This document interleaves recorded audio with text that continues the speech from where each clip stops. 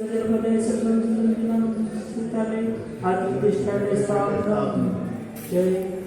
ह्रीं श्रीं सिद्धजनपदे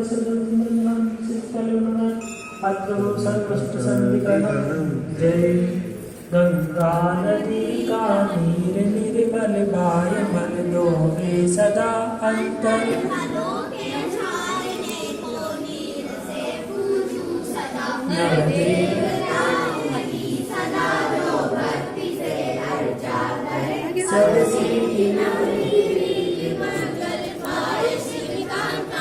ओम प्रियवयं सुखचरपदाय सरसाधु जिन्द्रमुनां शिष्यताले जन्मरामतुलाष्टपान्ति कर्पूरवीसित गन्ध चन्दन देहतापनिवारिका पादुपङ्कज पूजिते परि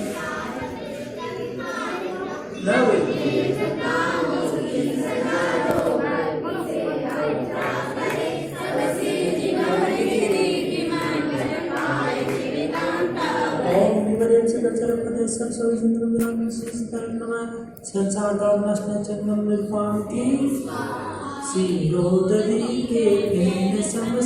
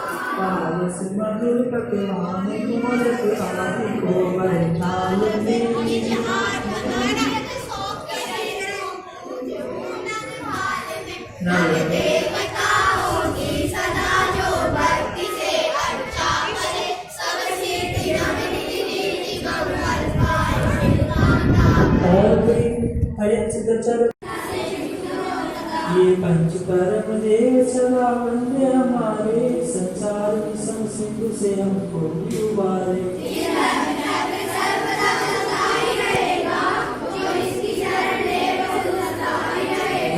ध्वनि पीयूष का जो पान करेंगे भवरोग दूर कर मुक्ति कांति बनेंगे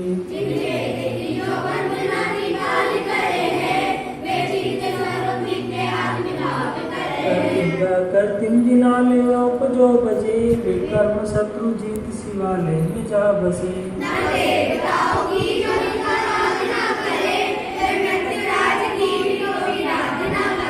कर्म शत्रु जीतने के हेतु ही जजो संपूर्ण ज्ञान मति सिद्धि हेतु ही बजो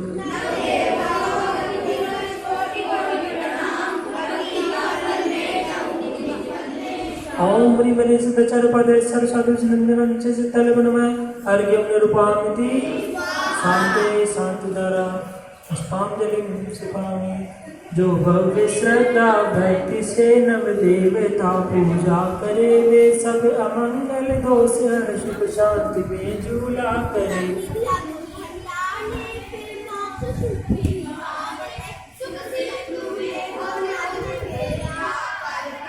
इत्याशीर्वाद पुष्पांजलिं सिपामि।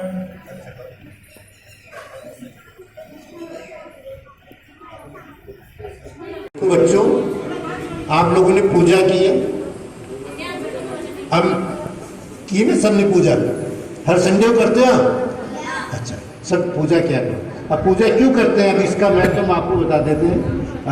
अपन भगवान की जिनेंद्र देव की दर्शन क्यों करते हैं इसका महत्व बताते हैं।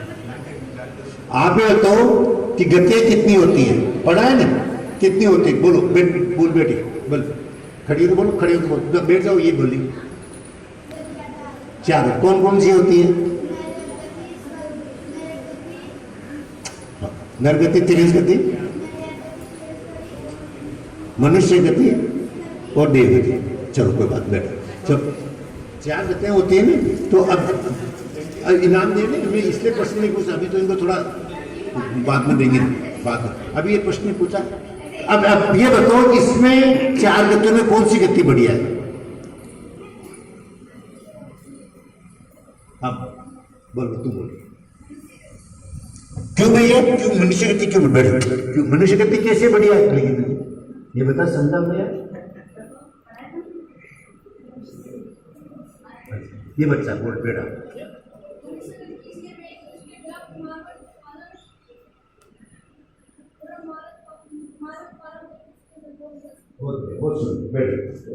तो देखो कि मनुष्य गति अपन लोगों को मिली है। अब मनुष्य गति में अपन को क्या करना चाहिए? जब अपन क्या है ना बच्चे में, जब कहते हैं कि मनुष्य गति में ज्ञान चाहिए और तो उसका आपको उपयोग करना चाहिए, नहीं करना चाहिए?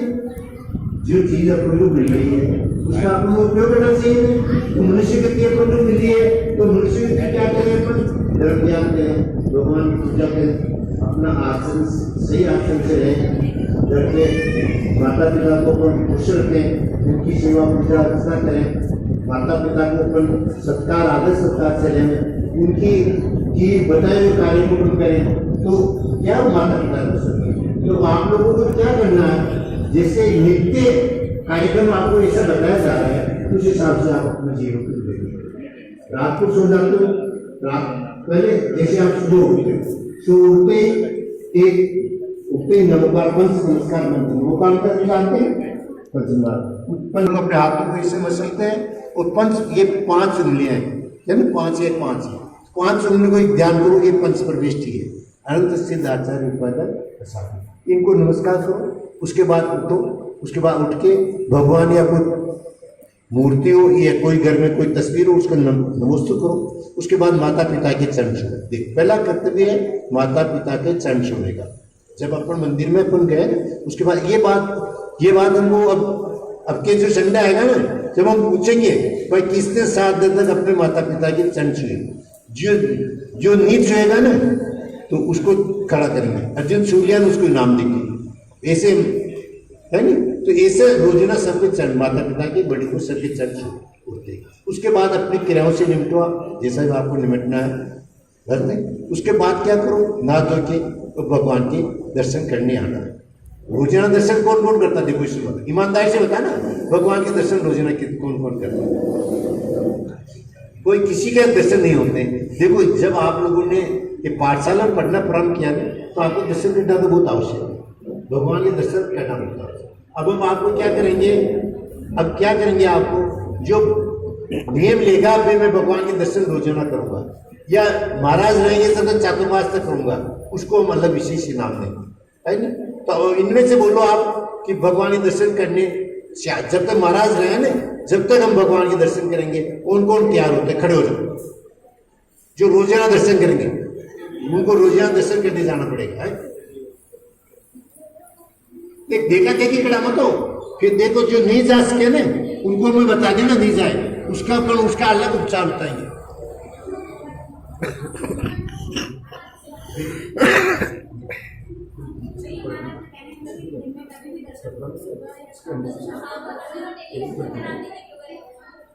चलो बहुत बढ़िया, सुंदर। आप लोग रोजे दर्शन करोगे ना? चलो बैठो। अब जो रोजे दर्शन करेंगे ना वो वास्तव में इनाम के पात्र होंगे, है?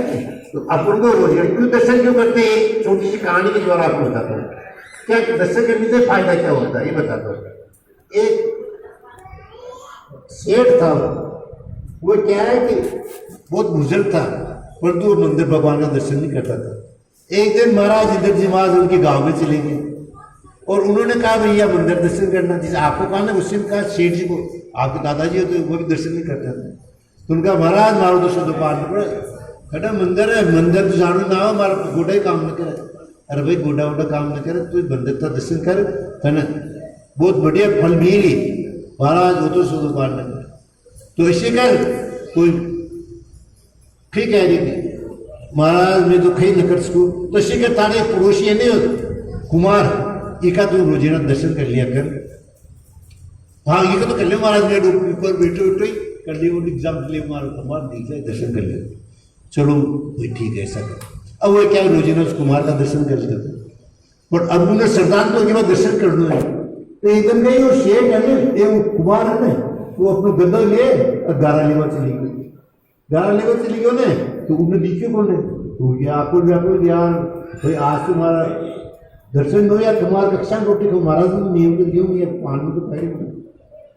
तो उन्होंने पूछो घर वाले ने खड़ी किया, अजी वो तो गारा लेवा गया फलान तालाब के नीचे पूरे खान में कर, वो चलो कोई बात नहीं, किसान दुख सुख मार धीरे धीरे धीरे धीरे गयो तो दूरों दी गयो कुमार दी गयो ने, कुमार दी गयो तो यार तो खोता खोता उन्हें एक दर को गड़ो मिल गयो कुमार ने, तो गड़ो दे गयो तो उस शेर पे केवा दी गयो मतलब उनको केवा मोनो तो बड़ा गड़ो दी गयो दर को गड़ो उन तो दी गयो मैं कुमार दी गयो मन दर्शन हो गया तुम्हारा काम हो गया, तू फातो आवा लगे तू ठहर ठहर ठहर ठहर ठहर ठहर क्यों बात तो क्यों ठहर ठहर ठहर उनको फातो बात पाई गया कुमार तू देखियो शेर मार दर को गड़ो देख लियो तो बाहर सरकार अनुसार राजा ने कह दे तुम्हारा दर चल जाए, तो क्यों वो फातो बात देख ठहर ठहर कि कई बात में देख लियो वो तो पाचे बात देख लियो वो पाचे बात देख लियो वो घर आ गया, तो घर आ रखे देख शेर देखो शेर जी मैंने आज गौरव धन मिलियो ने, तो इन्हें बता दी मत कोई नहीं, वो आधो धन दे लियो आधो मिलियो, तो आधो धन शेर जी दे दियो आधो धन बुरा दियो, तो एक कुमार का दर्शन करना हुई उन्हें अतुर धन मिल गयो, तो भगवान का दर्शन कर ली तो कतुर धन मिल गई। चाहे आप लोग भगवान के दर्शन करोगे तो क्या आपकी विद्या बहुत बढ़ जाएगी, जैसे आप क्लास के अंदर 8वें नंबर आओगे तो आप 30 से चौथे नंबर आने लगोगे, क्यों भगवान के दर्शन करो पुण्य कमा लोगे, तो आप लोगों को रोजाना दर्शन करोगे ना तो आगे पढ़ाई में बढ़िया हो जाएगा, माता पिता के भी अपन मतलब अच्छे पुत्र पुत्री बन जाएंगे, तो रोजाना इस पर रोजाना दर्शन करना चाहिए।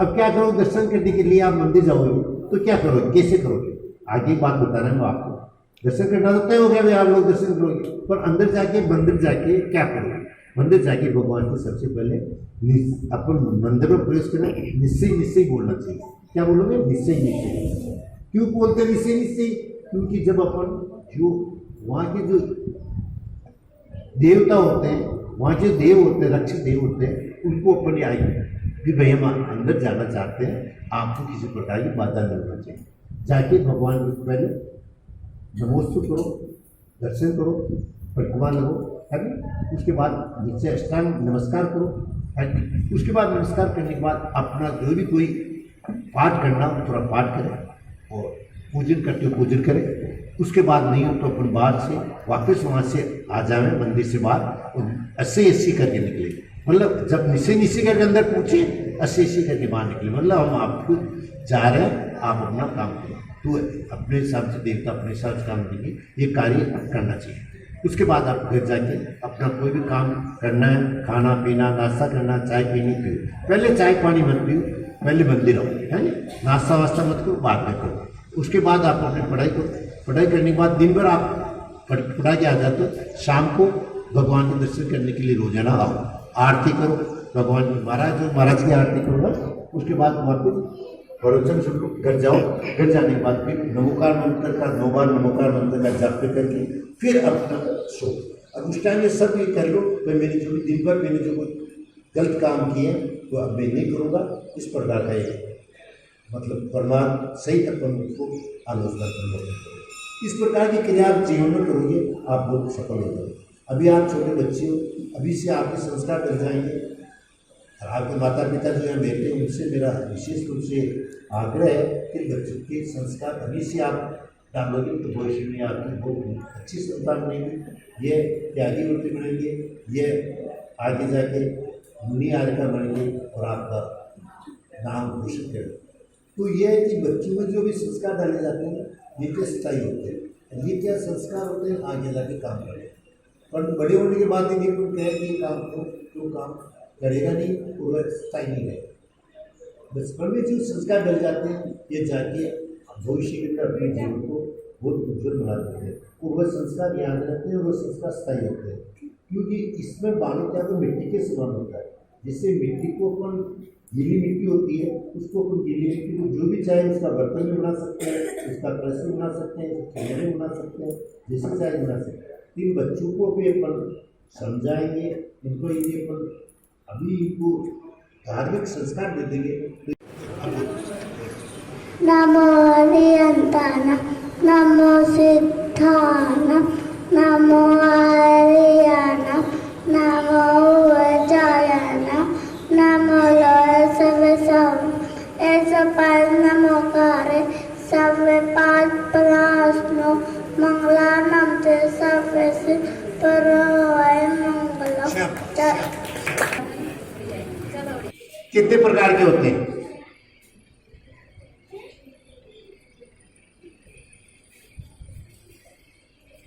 हाँ, वो छोटा बच्चा वो ये कौन कौन से? नहीं, जीव नहीं, जीव में दो प्रकार होता है ना, लेकिन दो प्रकार होता है जीव, कौन कौन से होते हैं? कोई बात नहीं। अच्छा, उसी कोई बात, उस वह भी सीखी तो उत्तर हुआ, ये बात नहीं यार, तरसोस्ताव से पूछता था मेरा, चलो कोई बात नहीं, इंद्र के हिसाब से पूछता था, चलो कोई बात नहीं, प्रश्न दूसरा पूछते।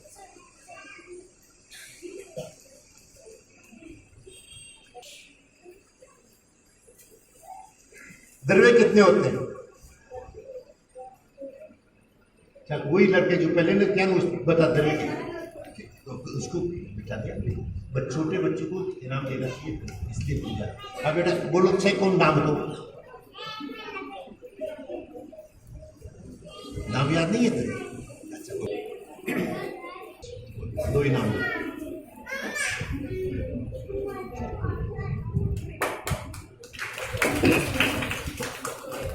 अब बताओ तीर्थंकर कितने होते हैं? चल बैठो।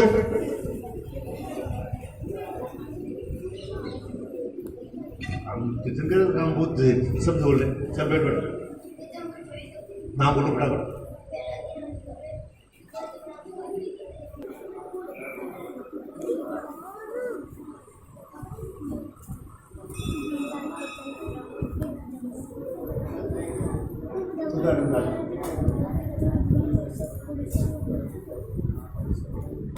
कोई बात आगे बोला, सब आप किसी आगे बता दी। अच्छा कोई बात, चलो दो इसको नाम। अच्छा मैं लास्ट है, अब सब बैठ जाओ।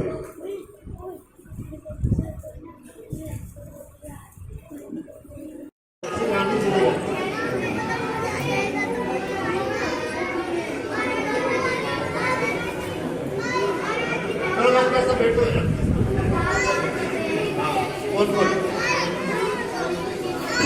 अच्छा, तुम कौन कौन से काम करते हो?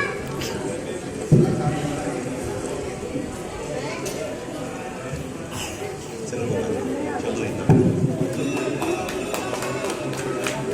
आप पंडित आप विसर्जन कर दो, बताइए।